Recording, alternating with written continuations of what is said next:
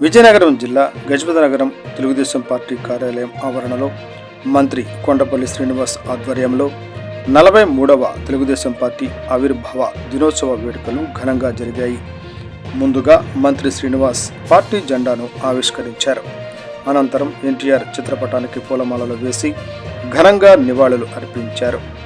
ఈ సందర్భంగా ఏర్పాటు చేసిన సభలో మంత్రి కొండపల్లి శ్రీనివాస్ మాట్లాడుతూ ప్రతి సంవత్సరం ఆవిర్భావ దినోత్సవంను పసుపు చొక్కాలతో పండుగలా జరుపుకోవాలని సూచించారు.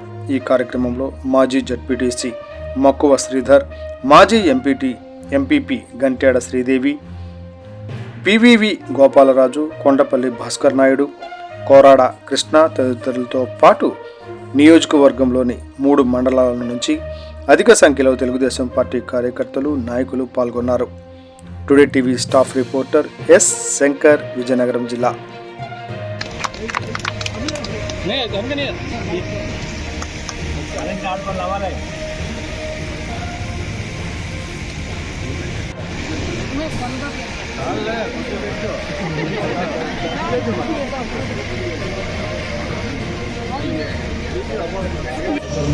పార్టీ నాయకులు, దేశంలో ఉన్నటువంటి పార్టీ నాయకులు అందరూ కూడా ఇవాళ 43వ తెలుగుదేశం పార్టీ ఆవిర్భావం దేశం మొత్తం మీద ఎక్కడలేదు.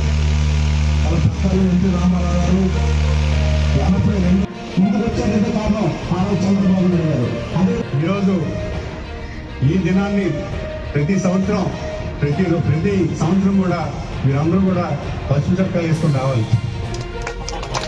పసుపు చొక్కాలు వేసుకొని రావాలని నాకు మాట ఇవ్వాలి. ఎందుకంటే పసుపుదనం మీ ఒంటికి అంటాలి. ఈరోజు ఆవిడ పుట్టినరోజు సెలబ్రేట్ చేసుకున్నప్పుడు పసుపుదనంతో, పసుపు రంగులతో ఇక్కడ మనం ఒక పండుగ వాతావరణం చేసుకోవాలని, మరి అలాగే ప్రతి సంవత్సరం కూడా ఎంతకన్నా బాగా చేసుకునే విధానం కూడా మనం